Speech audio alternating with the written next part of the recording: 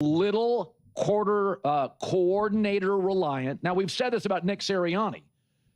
And I don't like this at all. When a head coach is coordinator dependent, get a new head coach.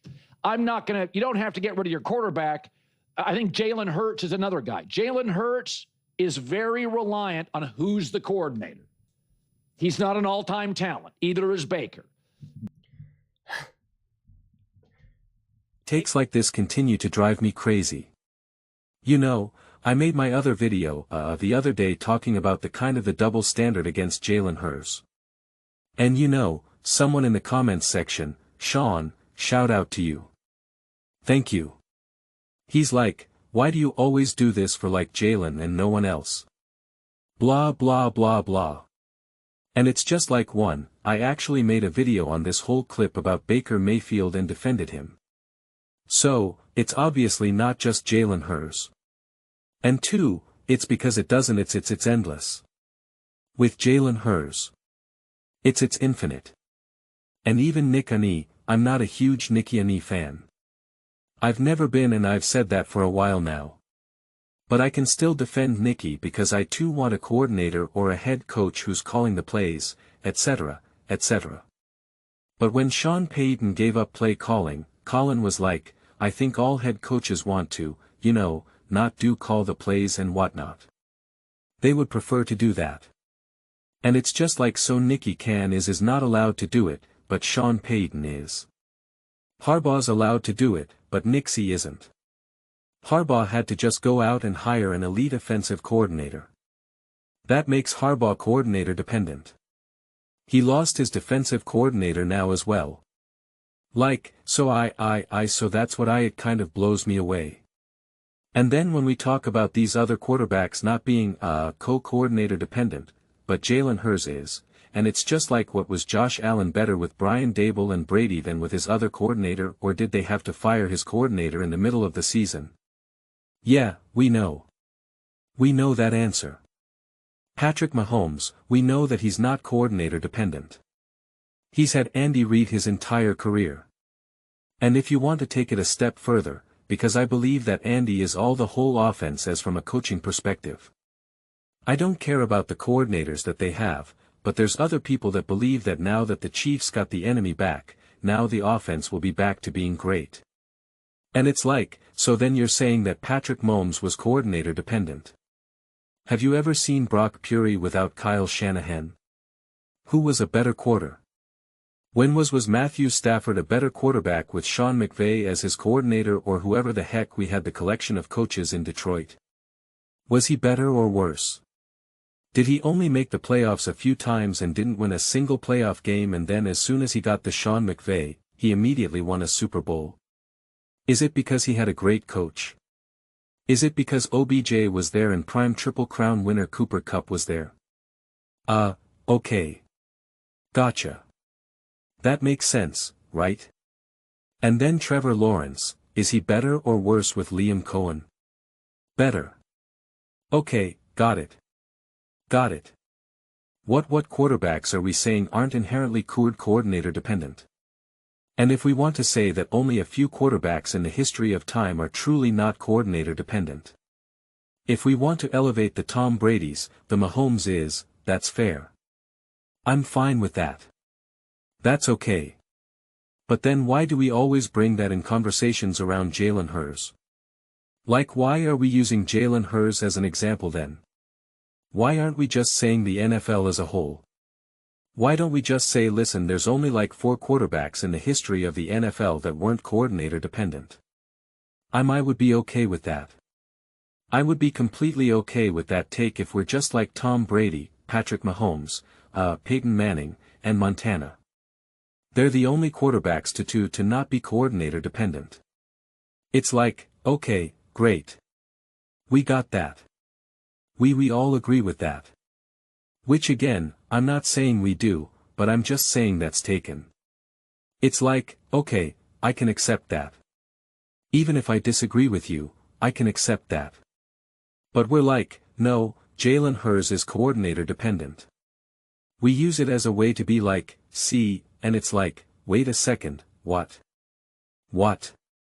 And even if you want to say, well, some of these other quarterbacks have had higher levels of success with different coordinators. Or something. And it's like, how was Lamar Jackson in those playoff games? I mean, how was it? Was there elevation?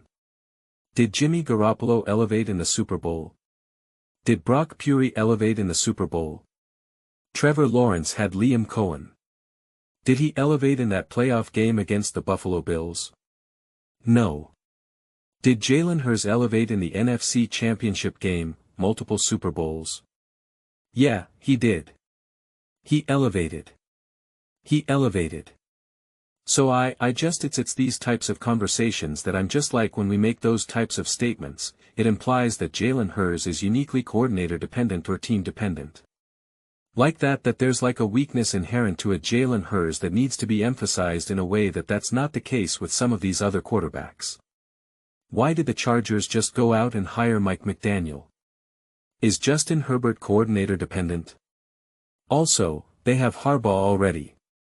Shouldn't that just be enough? I mean, I'm just curious how Drake May, how's he looked with Josh McDaniels over whoever the heck was his coordinator and coach LA the year before. Is there a difference? What about Caleb Williams? Is there a difference with him with Ben Johnson? How about Jared Goff with and without Ben Johnson or with and without Sean McVay? Do we see ups and downs with their quality of play depending on who their coach is? So, Caleb Williams, I guess, is coordinator dependent. Trevor Lawrence is coordinator dependent. You understand what I'm saying here? What are we supposed to do with this? Was Justin Herbert a better quarterback with Shane Steichen as his coordinator? Yes. Yes, he was. I mean, Jalen Hurts got his team to the playoffs twice with two absolutely awful coordinators. Absolutely awful coordinators. And yet he was still able to be competent enough to get that team to the playoffs and actually was still a top quarterback in the NFL last year with awful run game, awful success rate in the run game. Making the passing game even harder, having a bad O-line, having a receiver in A.J. Brown that did not have a great year and whether because of play call or whatnot, but was not making contested catches, was not getting open, was not getting separation at the line. And that run game was a liability for them more than anything. They were just a notch up that ahead of the Las Vegas Raiders. You're going to blame that on Jalen Hurts because it's not. It's O-line and coaching and coordinating. If Saquon Barkley is at the mercy of a coordinator and the O-line certainly Jalen Hurts will have no one denies Saquon Barkley's greatness. So why did Saquon Barkley have a down year in 25? Why was he met so much in the backfield? Interesting. So, it just doesn't make sense to me.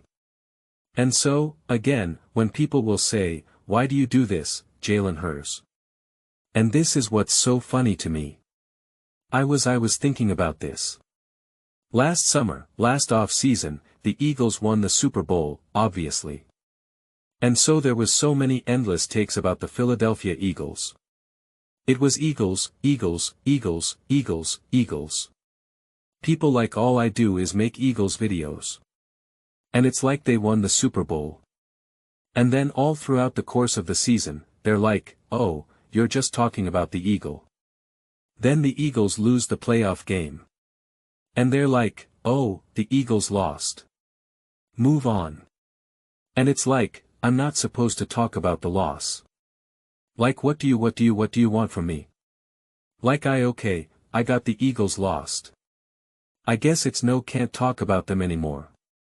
And now the way how this off-season has unfolded, it's like I'm making way more videos about the Las Vegas. I've been making a ton of videos about the Las Vegas Raiders, the Tennessee Titans, like I'm doing a little bit of everything. And Eagles videos, there's definitely hasn't been as much because there's only so much to talk about. But then I make a Jalen Hurts Eagles video and you got people in the comments, why? Are you making an Eagles video? Are we just not supposed to talk about one of the most popular, most successful, most largest fan base teams in the NFL? We're just never allowed to talk about them. Never allowed to make a video about them. Is that the rules, right? Those are the rules. If someone says something about Jalen Hurts, you're not allowed bad about them. You're not allowed to defend them. When the Eagles win, you're not allowed to praise them. When they lose. It's like I don't understand what are the rules that we have to follow when talking about the Philadelphia Eagles. You got to let me know. You got to let me know what are the rules, cause I'm pretty sure if I made videos talking about how bad the Philadelphia Eagles are and how bad Jalen Hurts is and how lucky they were to win in 24, nobody would have a problem with that. No, I wouldn't have any problem with that. But because I make other Eagles content, it's just like any time I make an Eagles video, it's like, oh my gosh, you're making an Eagles video? Why do you do this for the Eagles? And it's like, have you not seen me trying to pump out all these Tennessee Titans videos? How many people are talking about Kim Ward and Robert Saleh right now? I'm turning clips like 10-minute quotes into 20-minute videos, and then it's like I make a Jalen Hurts video. People I can't believe you're making a Jalen Hurts Eagles video. It's like what do you want from me? It's like what? I mean this off-season I probably made more Broncos videos, more Raiders videos. I mean and it's just I don't know, but it's funny because people won't say that if I make a Broncos video or Raiders video or Chargers video, really any other team, they won't say why are you making a video about this. But with the Eagles it's why are you talking about the Eagle? Why are you talking about the story that ESPN's talking about, that Colin's talking about, that Nick Wright's talking about that?